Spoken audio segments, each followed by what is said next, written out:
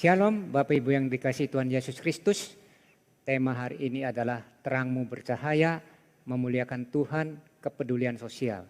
Matius 5 ayat 16, demikianlah hendaknya terangmu bercahaya di depan orang supaya mereka melihat perbuatanmu yang baik dan memuliakan Bapamu yang di sorga. Ada 3 bahasan materi yang akan kami terangkan hari ini. Yang pertama terang, yang kedua adalah memuliakan Tuhan, dan yang ketiga adalah kepedulian sosial. Terang, bahasa Yunaninya pas, artinya bercahaya di tengah kegelapan. Sumpama kita ada di rumah, suatu ketika PLN padam, gelap sekali saudara. Kita membutuhkan terang, ya. Kita ambil lilin dan kita nyalakan api, itulah terang yang akan menelan kegelapan saudara, ya. Dengan terang itu kita akan tahu kemana kita punya tujuan. Nah, selama terang itu tidak bercahaya, maka kegelapan itu akan terus menaungi dalam kehidupan kita. Oleh karena itu, bangkitlah kita menjadi terang dunia, saudara. Anda pilih mana? Terang bersifat menyerang, bukan bertahan, saudara. Ya. Kalau gelap, duduk manis, pasrah, menunggu penolong. Jadi kita harus menyerang duluan, bukan bertahan, saudara. Ya, kita lihat di dalam filosofi Jenderal Romawi Julius Caesar tahun 47 sebelum Masehi. Dia berkata, Veni, aku lihat, Vidi, aku datang, Visi, aku menang. Itulah saudara. Ya, artinya terang harus menyerang, bukan bertahan. Ya, jadi kita harus menerobos ke depan. Di tengah-tengah dunia yang penuh dengan kegelapan, orang-orang yang berdosa, orang-orang yang membutuhkan pertolongan, saudara, ya, orang-orang yang hopeless, yang putus pengharapan, ya, nah, kita harus menerobos dengan terang itu, dengan menyerang, belusukan, menghampiri, ya, bukan duduk diam manis, saudara. Siapakah terang itu? Yohanes 8 ayat 12, maka Yesus berkata pula kepada orang banyak, katanya, akulah terang dunia. Barang siapa mengikut aku, ia tidak akan berjalan dalam kegelapan, melainkan ia akan mempunyai terang hidup, saudara. Itulah terang yang sesungguhnya adalah Yesus Kristus yang akan kita beritakan bahwa bersama Yesus Kristus kita akan mengalahkan kegelapan-kegelapan dosa manusia, ya, untuk ditebus dosanya oleh Yesus Kristus sebagai Tuhan dan Juru Selamat. Di dalam Efesus 5 ayat 9, karena terang hanya berbuahkan kebaikan dan keadilan dan kebenaran, saudara.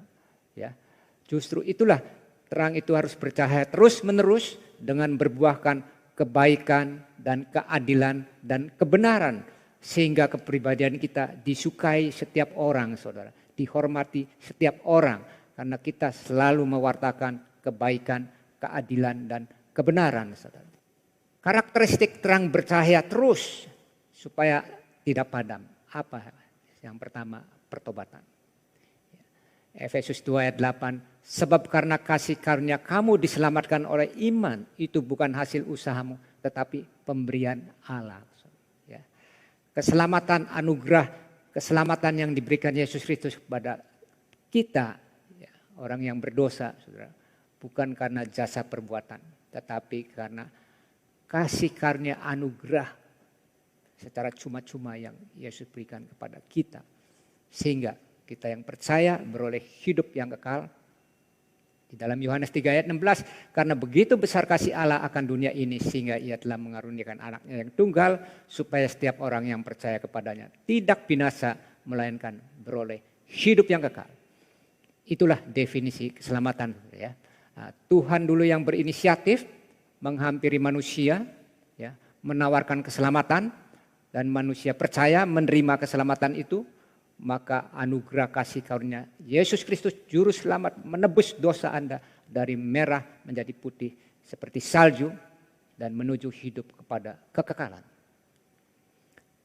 Namun setelah itu kita mengalami satu proses kehidupan, saudara, yaitu action. Iman tanpa perbuatan adalah mati atau bekerja keras. Di dalam 1 Korintus 15 ayat 10, Rasul Paulus menekankan, tetapi karena kasih karunia Allah, aku adalah sebagaimana aku ada. Sekarang dan kasih karunia yang dianugerahnya padaku tidak sia-sia. Sebaliknya, aku telah bekerja lebih keras daripada mereka semua. Tetapi bukannya aku, melainkan kasih karunia Allah yang menyertai aku. Ya. Paulus menekankan setelah kita menerima keselamatan anugerah gratis, bukan dengan jasa perbuatan. Proses selanjutnya kita harus bekerja keras, saudara. Ya. Ada orang bertanya saya, tanpa bekerja keras bagaimana efeknya? Yang pertama, mendorong orang berbuat dosa lagi, saudara. Yang kedua, mendorong orang malas dalam pelayanan misi gereja, yaitu penginjilan dan kepedulian sosial. Dan yang ketiga, tidak menghargai pesan Yesus Kristus tentang sanksi hukuman apabila melanggar firman Tuhan. Di dalam 1 Yohanes 2 ayat 4. Barang siapa berkata, aku mengenal Yesus Kristus, tetapi ia tidak menuruti perintahnya, ia adalah seorang pendusta dan di dalamnya tidak ada kebenaran. Itulah saudara. Ya. Jadi kita harus bekerja keras untuk melakukan kehendak Tuhan, saudara. Yang keempat, menentang pertobatan. Ya. Wahyu 2 ayat 5. Sebab itu ingatlah betapa dalamnya engkau telah jatuh, bertobatlah dan lakukanlah lagi apa yang semula engkau lakukan. Jika tidak demikian, aku akan datang kepadamu dan aku akan mengambil kaki dianmu dan tempatnya jikalau engkau tidak bertobat. Ya. Jadi kalau orang malas, saudara, tidak bisa berbuat apa-apa, ya, tidak melakukan kehendak Tuhan, tidak mau bekerja keras, ya, dia menentang pertobatan, ya, sehingga dia hidupnya stagnan, seterusnya menjadi seorang pemalas. Yang kedua adalah menjadi anak Allah. Identitas kita dirubah setelah menerima Yesus Kristus sebagai Tuhan dan Juru Selamat. Kita menjadi anak Allah. Di dalam Roma 8 ayat 14-17. Semua orang yang dipimpin roh Allah adalah anak Allah. Sebab kamu tidak menerima roh perbudakan yang membuat kamu menjadi takut lagi. Tetapi kamu telah menerima roh yang menjadikan kamu anak Allah. Oleh roh itu kita berseru, ya Aba, ya Bapa. Luar biasa, saudara. Ya, setelah kita terima Yesus Kristus sebagai Tuhan dan Juru Selamat, kita menjadi lahir baru dan kita berubah identitas kita menjadi anak Allah, saudara. Ya, sudah tidak ada lagi roh perbudakan sehingga kita tidak takut lagi menghadapi situasi dan kondisi di dalam kerajaan dunia ini, saudara. Ya, oleh karena itu, saudara, pergunakanlah identitas anak Allah yang boleh dikatakan satu kehormatan yang luar biasa. Saya berikan ilustrasi, saudara. Ada 2 prajurit siap tempur, ya, yang masing-masing memiliki satu kredibilitas, kepercayaan, ya. Pangkatnya sama, kedudukannya sama, otoritasnya sama. Tapi yang satu mentalnya beda, yang satu mentalnya beda. Pada waktu itu dipanggil oleh komandannya, hai 2 prajurit, engkau siap tempur, aku kirim ke medan satu pertempuran untuk menumpas para teroris di satu tempat. Keduanya bilang siap. Akhirnya kedua prajurit itu sampai lokasi.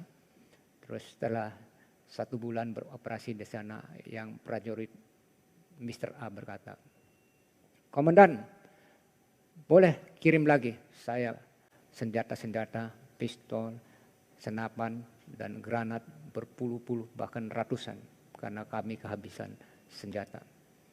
Langsung komandan itu katakan, oke, kasih, penuhi permintaannya. Karena dia memiliki satu prestasi yang besar. Tapi yang prajurit B setelah ditegur oleh komandannya berkata, Pak Komandan tidak usah kirim lagi. Senjata-senjata itu saya simpan saja dan saya takut. Dan saya duduk diam manis, saya tidak mau bertempur, saya takut meninggal dunia. Akhirnya komandan itu marah, saudara, dan dia memanggil Mr. B itu, kamu pulang saja, hai prajurit yang tidak berguna, engkau malas, tidak mau bekerja keras. Engkau sudah mempunyai predikat, mempunyai otoritas sebagai prajurit yang siap tempur, tetapi engkau sia-siakan. Engkau kembali, engkau pulang, bahkan tidak sampai di situ juga, aku pecat juga mulai sekarang. Itulah saudara. Ya, jadi kita seorang anak Allah mempunyai identitas yang siap tempur untuk melakukan kehendak Tuhan. Yang ketiga, melakukan perintah Tuhan itu apa? Di dalam 1 Yohanes 2 ayat 4. Barang siapa berkata, aku mengenal dia tetapi ia tidak menuruti perintahnya, ia adalah seorang pendusta dan di dalamnya tidak ada kebenaran, saudara. Maka dari itu, saudara, kita harus taat melakukan perintah Tuhan itu. Jangan melanggarnya, saudara. Jangan mengabaikannya, saudara. Banyak orang Kristen selalu menganggap remeh tentang melakukan perintah Tuhan ini. Padahal ini adalah dasar yang penting, saudara. Ini adalah dasar yang menaikkan otoritas kita sebagai anak Allah, derajat kita sebagai anak Allah yang mempunyai posisi yang tinggi, ya, untuk bekerja sama dengan Allah melakukan perintah Tuhan. Ya. Apakah perintah Tuhan itu? Matius 22 ayat 37 sampai 39, jawab Yesus kepadanya, kasihilah Tuhan Allahmu dengan segenap hatimu dan dengan segenap jiwamu dan dengan segenap akal budimu. Ini bicara tentang vertikal, membangun hubungan antara manusia dengan Tuhan. Mengakui Tuhan adalah sang pencipta manusia dan sang pencipta alam semesta. Kita harus mengasihinya Tuhan dengan apa? Dengan memuliakan Tuhan, saudara. Itulah hukum yang terutama dan yang pertama. Dan hukum yang kedua yang sama dengan itu ialah kasihilah sesama manusia seperti dirimu sendiri. Ini bicara tentang horizontal. Mengasihi sesama manusia, bermanfaat sesama manusia, berguna bagi manusia yang membutuhkan pertolongan, saudara. Ya. Itulah perintah utama Tuhan yang harus kita jalankan, saudara. Nah, yang kedua adalah memuliakan Tuhan, saudara. Ya. Tahukah Anda banyak cara memuliakan Tuhan? Anda boleh pilih menjadi seorang penginjil atau lainnya. Cara yang paling efektif memuliakan Tuhan meresponi panggilan khusus Tuhan, yaitu 5 jabatan. Yang pertama rasul, yang kedua nabi, yang ketiga pengajar, yang keempat gembala sidang, dan yang kelima adalah penginjil. Ya. Jadi urutannya dari penginjil, gembala sidang, pengajar, nabi, rasul. Manusia diberikan kehendak bebas, free will oleh Tuhan. Manusia bukan robot, saudara. Manusia boleh memilih panggilan khusus Tuhan itu. Jangan mengabaikan, jangan menolak. Karena kita sudah menyandang predikat anak Allah, kita harus memilih jabatan apa yang sesuai dengan talenta saudara. Kalau saya memilih gembala sidang, saudara. Karena gembala sidang ini adalah pusat pelayanan yang penuh, yang maksimal. Kalau penginjil, kita harus siap ready keluar kota, belusukan kemana-mana, saudara. Ya, ke desa-desa dan segala macam, meninggalkan sanak keluarga. Ya, tapi kalau gembala sidang berpusat kepada satu orientasi gedung gereja, di situ kita akan memanage, mengelola, saudara. Mengapa kita memilih gembala sidang, saudara? Karena kita akan mendapat upah, saudara. Ya. Efesus 4 ayat 11, dan ialah yang memberikan baik rasul-rasul maupun nabi-nabi, baik pemberita-pemberita Injil maupun gembala-gembala dan pengajar-pengajar. Itulah, saudara. Ya, kita harus memilih dengan kriteria apa kita menjadi apa. Saya memilih gembala sidang. Upah menjadi terang penginjil adalah 1 Korintus 3 ayat 14-15. Jika pekerjaan yang dibangun seseorang tahan uji, ia akan mendapat upah, saudara. Ayat 15, jika pekerjaannya terbakar, ia akan menderita kerugian, tetapi ia sendiri akan diselamatkan, tetapi seperti dalam api. Jadi keselamatan hanya bisa didapat dengan percaya mengaku Yesus Kristus sebagai Tuhan dan Juru Selamat sehingga kita diselamatkan. Tetapi upah, saudara, adalah mengerjakan bangunan yang tahan uji, yang akan mendapat upah. Ya. Pekerjaan yang akan dibangun yang tahan uji, yang akan mendapat upah. Itulah kehidupan sehari-hari kita, saudara. Yang mempunyai satu prestasi berkarya, ya. Mempunyai misi penginjilan. Itulah yang akan mendapatkan upah, saudara. Nah, kalau Anda berdiam diri, Anda bisu, tutup mulut, tidak pernah memberitakan Injil, tidak mungkin Anda akan mendapat upah di surga. Ya. Upah kekekalan terang dunia adalah ada 5, yang 1 mahkota kemuliaan, 2 mahkota abadi, 3 mahkota kemegahan, 4 mahkota kebenaran, 5 mahkota kehidupan. Ya. Mahkota kemuliaan 1 Petrus 5 ayat 2-4. Gembalakan kawanan domba Allah yang ada padamu, jangan dengan paksa tetapi dengan sukarela sesuai dengan kehendak Allah. Dan jangan karena kamu mencari keuntungan tetapi dengan pengabdian diri. Janganlah kamu berbuat seolah-olah kamu mau memerintah atas mereka yang dipercayakan kepadamu, tetapi hendaklah kamu menjadi teladan bagi kawanan domba itu. Maka kamu apabila Gembala Agung datang, kamu akan menerima mahkota kemuliaan yang tidak dapat layu. Itulah saudara, kita akan mendapat mahkota kemuliaan. Nah, sekarang kita masuk dalam hak dan kewajiban gembala sidang, saudara. Pelayanan maksimal gembala sidang adalah yang pertama worship, yang kedua penginjilan, dan yang ketiga pemuridan, dan yang keempat persekutuan, dan yang kelima adalah penata layanan. Worship artinya proskuneo, penyembahan kepada Tuhan serta penghormatan kepada Roh Kudus. Di dalam Yohanes 4 ayat 24, Allah itu roh dan barang siapa menyembah dia harus menyembahnya dalam roh dan kebenaran. Menyembah dalam roh dan kebenaran, saudara. Yang pertama menyembah dalam roh. Di dalam bahasa Mandarin disebut menyembah itu ada dua. Yang pertama adalah tao, menyembah, memohon, meminta ya, kepada Tuhan untuk menolong persoalan pribadi Anda, masalah Anda. Yang kedua, meminta kepada Tuhan untuk melaksanakan kehendak Tuhan. Membackup untuk melaksanakan kehendak Tuhan hingga selesai. Karena dengan sendirian kita tidak mampu, saudara. Tapi dengan pertolongan Tuhan kita meminta, maka pasti Tuhan akan kabulkan cepat atau lambat. Yang kedua, saudara, menyembah tanpa meminta, tanpa memohon, atau yang disebut kau, hanya meninggikan Yesus Kristus sebagai Tuhan, meninggikan nama Yesus Kristus, mengagungkan, memuji dan menyembah terus, ya, sehingga keluar dari isi hati kita, semua keluar dari dalam, kita curahkan semuanya ketergantungan kita kepada Tuhan Yesus Kristus. Itu disebut menyembah dalam roh. Dan kebenaran, apa kebenaran? Memiliki sikap hati yang benar dalam menyembah Tuhan. Ya. Apa sikap hati yang benar? Adalah dosa yang menghalangi hadirat Tuhan. Ya. Jangan sampai kita berbuat dosa, saudara. Karena dosa menghalangi hadirat Tuhan. Dosa menghalangi doa tidak dijawab Tuhan. Ya. Oleh karena itu, saudara, perlu kita membangun relationship dengan Tuhan. Setiap pagi saat teduh berupa worship, ya, penyembahan ya, kepada Tuhan dengan roh dan kebenaran. Dan mulai di dalam ibadah gereja juga yang pertama adalah worship, penyembahan. Ya, tim musik harus betul-betul hidup dalam kekudusan, ya, supaya pujian penyembahan itu mengangkat dan menghormati kepada Tuhan Yesus Kristus, ya, dalam roh dan kebenaran. Yang kedua adalah penginjilan. Ya. Penginjilan artinya mengajak orang lain supaya bertobat dari dosa mereka dan menerima Yesus Kristus Juru Selamat, penebus dosa. Ya.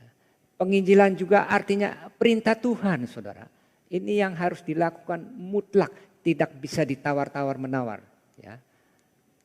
Apa itu penginjilan? Di dalam Matius 28 ayat 19-20. Karena itu pergilah, jadikanlah semua bangsa muridku dan baptislah mereka dalam nama Bapa dan Anak dan Roh Kudus. Dan ajarlah mereka melakukan segala sesuatu yang telah kuperintahkan kepadamu. Dan ketahuilah aku menyertai kamu senantiasa sampai kepada akhir zaman. Saudara, ya. Pergi, beritakanlah Injil, menjadikan murid atau disebut pemuridan, dan baptislah mereka dalam nama Bapa dan Anak dan Roh.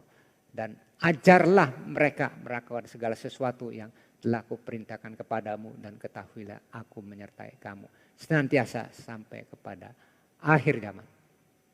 Jadi misi gereja adalah penginjilan dan kepedulian sosial. Ya. Berita penginjilan adalah Kolose 1 ayat 28. Dialah yang kami beritakan apabila tiap-tiap orang yang kami nasihati dan tiap-tiap orang kami ajari dalam segala hikmat untuk memimpin tiap-tiap orang kepada kesempurnaan dalam Kristus. Penginjilan kita harus beritakan tentang kelahiran Yesus Kristus ke dunia. Kematian Yesus Kristus di kayu salib dan kebangkitan Yesus Kristus menebus dosa kita yang seharusnya dosa kita ditanggung oleh kita sendiri, yaitu dosa turunan Adam atau original sin. Maka dengan adanya kematian Yesus Kristus dan kebangkitan Kristus, kita ditebus dosanya oleh Yesus Kristus sebagai Tuhan dan Juru Selamat, sehingga kita tidak binasa melainkan beroleh hidup yang kekal. Itulah yang harus kita beritakan, saudara. Ada kabar baik, ya. Ceritakanlah tentang kelahiran Yesus Kristus, kematian Yesus Kristus, kebangkitan Yesus Kristus, dan kekuasaan Yesus Kristus yang telah diberikan baik di sorga maupun di bumi kepada Yesus Kristus, Tuhan dan Juru Selamat penebus dosa.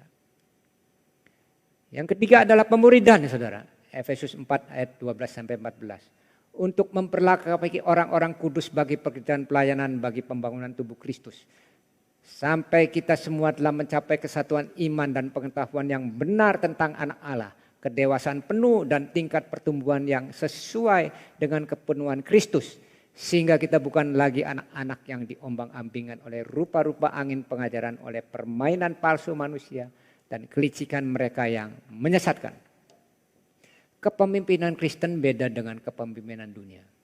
Kepemimpinan dunia adalah sejauh mana umur seseorang memimpin 70 tahun. Paling kuat 80 tahun. Setelah itu meninggal dunia. Dan setiap ganti pemimpin di dalam dunia ganti peraturan. Tetapi kepemimpinan Kristen adalah membawa umat menuju hidup kekekalan. Inilah saudara, sehingga kita harus memperlakukan dengan standar pengajaran Alkitabiah. Jikalau kita keluar dari Alkitab dan salah tafsir, maka kita akan menyesatkan umat itu menjadi binasa. Oleh karena itu kita perlu pemuridan, saudara, ya, supaya memperlengkapi orang-orang kudus bagi pekerjaan pelayanan bagi pembangunan tubuh Kristus. Ya, sampai kita semua telah mencapai kesatuan iman dan pengetahuan yang benar tentang anak Allah, kedewasaan penuh dan tingkat pertumbuhan yang sesuai dengan kepenuhan Kristus. Sehingga kita bukan lagi anak-anak yang diombang-ambingan oleh rupa-rupa angin pengajaran, oleh permainan palsu manusia dalam kelicikan mereka yang menyesatkan. Keempat adalah persekutuan. Kumpulan anggota umat Allah yang hidup bersama dalam nama Tuhan Yesus Kristus. Menolong anggotanya yang mengalami kesulitan atau kesusahan karena kita kesatuan keluarga Allah. Membuka kelompok sel berjumlah 5 hingga 15 orang. Jadi nanti kelompok sel itu dikumpulkan pada waktu kebaktian induk di satu gereja. Maka akan bertumbuh gereja itu dengan membawa kelompok sel itu. Ya, taruhlah satu gereja ada 10 kelompok sel, satu kelompok sel 15 orang, jadi sudah 150 orang saudara, dari kelompok sel aja, belum dari jiwa yang lain. Itulah pentingnya persekutuan, ya, membangun persekutuan dalam gereja. Di dalam Efesus 2 ayat 19, demikianlah kamu bukan lagi orang asing dan pendatang, melainkan kawan sewarga dari orang-orang kudus dan anggota-anggota keluarga Allah. Itulah konsep gereja di dalam persekutuan, saudara. Ya, beda dengan konsep dunia sekuler, ya, karena kita membangun satu kawan sewarga dari orang-orang kudus dan anggota-anggota keluarga Allah. Ya. Yang kelima adalah penata layanan. Penata layanan artinya orang yang mengelola, mengurus, mengatur atau disebut pengelola. Yang pertama membentuk tim orang yang bisa dipercaya, saudara. 1 Korintus 4 ayat 1-2. Demikianlah hendaknya orang memandang kami sebagai hamba-hamba Kristus yang kepadanya dipercayakan rahasia Allah. Yang akhirnya dituntut dari pelayan-pelayan yang demikian ialah bahwa mereka ternyata dapat dipercayai. Ya. Gereja harus membentuk tim orang yang bisa dipercaya. Ya. Karena orang yang bisa dipercaya ini sangat langka jumlah di dunia ini, saudara. Tapi masih ada. Oleh karena itu carilah tim yang bisa dipercaya. Ya. Karena ini penata layanan ini adalah dasar dari membuat gereja bertumbuh menjadi gereja yang sehat. Gereja yang disukai setiap orang. Ya.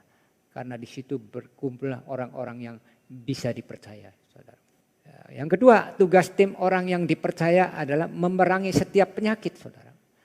Apabila ada satu anggota mogok, kita akan usahakan supaya dia datang kembali dengan jalan memberikan solusi atau kesulitannya mendoakan dia, membesuk dia. Ya.